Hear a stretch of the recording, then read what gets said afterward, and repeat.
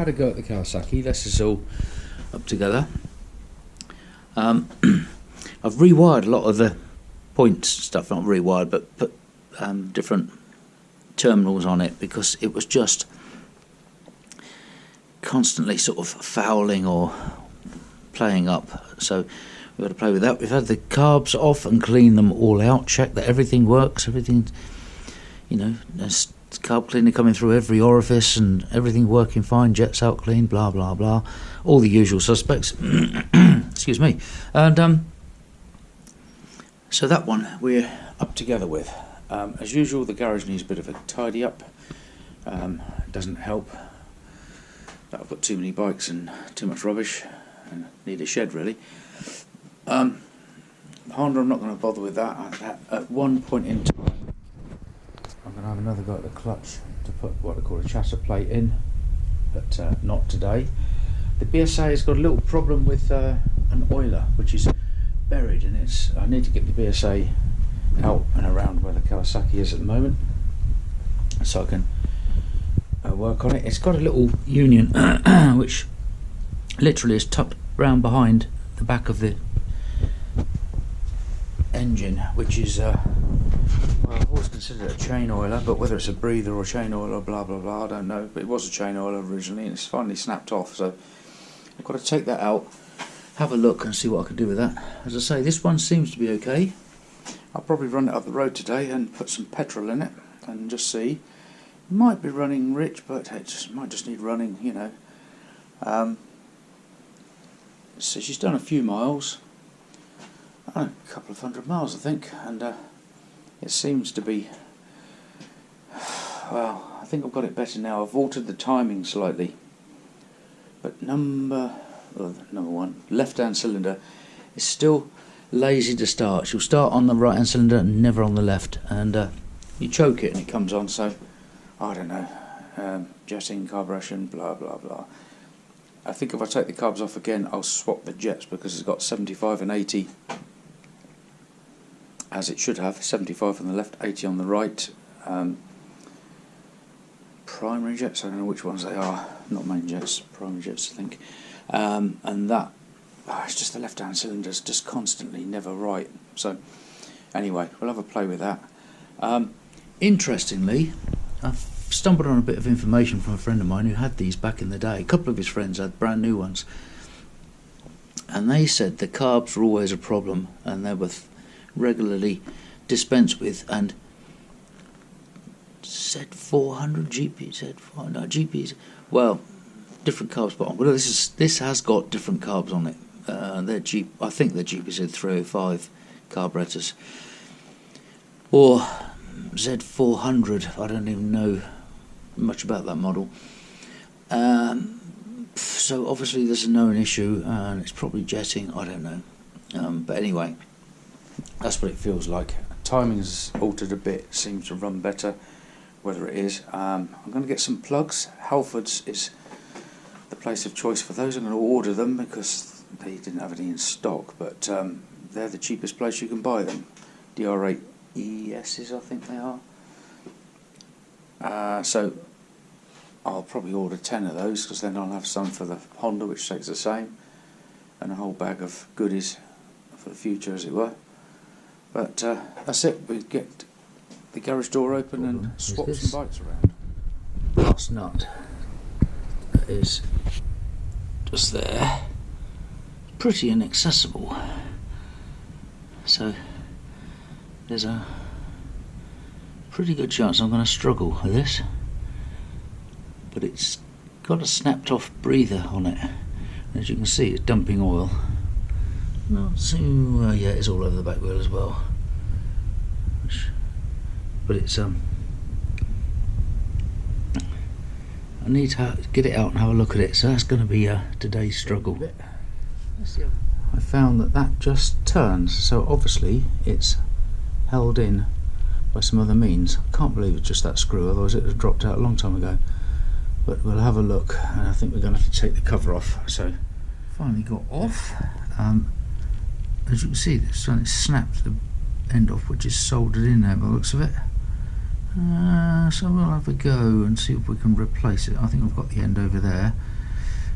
And if it turns out that that screw holds that in, which gives me a chance of getting it back in without sobbing and having to take an engine out. But I need to fix that first. So obviously what it does, if you can see in there, there's a hole in there, and it obviously allows the oil to pass through and drop out. It should be in a controlled manner, but it seems to throw as much as it can, copious amounts, let's say. But anyway, I've got to have a look and see if I can get that out and salvage the remains of the other one, maybe. If not, get something else and make up something. And it needs to be restricted because it pisses out. So now you have it out on the bench, so I should be able to see it there anyway. But, drill that out. So now we've got that to go into there. I've tried heating it to come out and it wouldn't come out. My blowtorch isn't man enough. So that now needs soldering into there, which should be a simple task. I'm going to clean this up a bit more. I'll put the bolt in to stop it falling too far through, basically. But essentially, that's what I need. And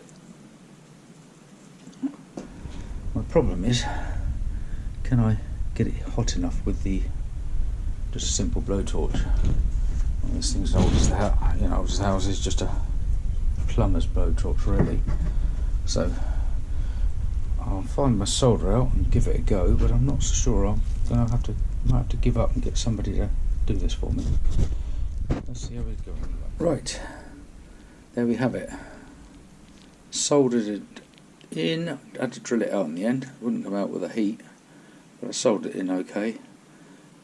Blow through it and it works okay. So what we've got to do now is fit it back in the bike and decide.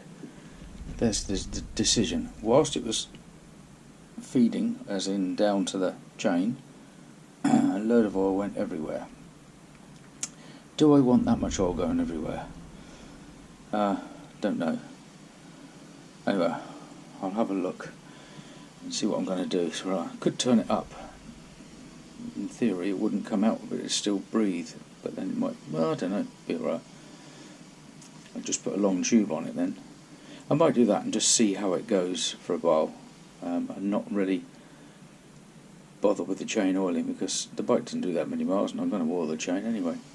So let's see what we decide. I think I'll put it upside down and see what I feel.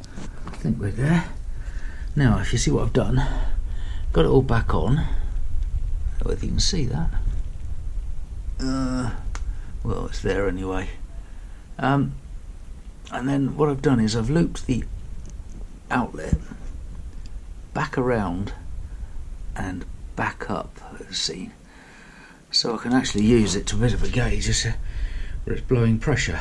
So what I do is a couple of cable ties onto there, and if I decide I want to cut it off and go back to a chain oiled system, I can do, and in the meantime I can see simply by the cable, once it will go up there, and I'll be able to see if it's over pressuring in there. So that will give me a fix to the problem. I've just wiped a load of oil off. It is absolutely, and this bike had been cleaned, including like a power wash, but yes, a sort of wash. So we'll see how it goes. Looks like we've got a fix now. I'm quite happy with that. It's gone well. Bit of a drama job, but just getting your fingers in and getting it all fixed up. So I'll put some cable ties on and consider that job done. There you are. It should not come into contact with the chain because it's all looped around and secured, and even if it does, it's only going to put it back the way it was before and wear a hole in the pipe. But I think that will give us a chance to see, and if it suddenly fills up with oil and cannons out the back, then I know there's a pressure problem and maybe a seal in there gone, but I don't think there is. I think it's just the way it is. But at least it gives it a chance to breathe and puts it back to originality, give or take. So that's that job done. I've got loads of other jobs to do, but it's just tinkering around, one job at a time. Well, it takes an hour or two to do things like that. And the Kawasaki road test, not just yet. As they say, I've got to clear up this mess in the garage. This is the new toy, just a light, but it's handy because you can just sit it there and shine it on things. And I've got to clear up a whole load of mess now. Have a bit of a tidy up in the garage. And one of my cupboards, very foolishly, well, I say foolishly, I put these up years ago, and they are now collapsing, and I mean collapsing. So I'm going to have to shelve, because the bike sort of sits underneath there. I don't really want to shelve it floor to ceiling. I suppose it could, but me moving the bike over and not a room as it is. So probably shelve it. I can't get some shelving to go all the way along. I'll run up to the ladder and then get more stuff on it. It's only where I put all the bottles and things. But that's it. As you can see, the BSA is looking okay. Sounding a bit rattly, but I'm guessing, to be honest, I abused it a little bit when it's had a bit of abuse over the years. Not so much nowadays. I try to look after it a bit more, but yes, it's had a couple of good thrashings. I know I've seen over 70 miles an hour on it, I know that for sure. But so I try to look after it, and to be honest, if it needs a rebuild, it needs a rebuild. 7,000 miles, some more oil changes than the chip pan, as they say. And as I say, that primary has dumped most of its oil all over the chain and the back wheel, so there's no chance of it going rusty at that end. So it's standing up pretty well. So it's a toy, but of course you have to keep on keeping on with it, otherwise it just ends up in the corner and not working. But as I say, at the moment she's running well. I'd like to take it for a run down the coast before the summer's out. That could involve a breakdown, of course, but that's what it's for. If it breaks down, it breaks down. Say the same with the Triumph or any other machine, including my Skoda, which is another job. I need to have a look at my Skoda. It's just started raining. They said it's raining at 1, well, 2:30. I need to check the power to the seat heater, because the cushion, the base cushion heater has gone, and it looks like that will be a job to do. So I need to take the seat out, get it to my friend and get it changed. But first of all, I want to check the switch, the power to the switch, because it might just be it's been kicked out, but we'll see. We'll have a look at that next, I think, and if not, I'll see you next time.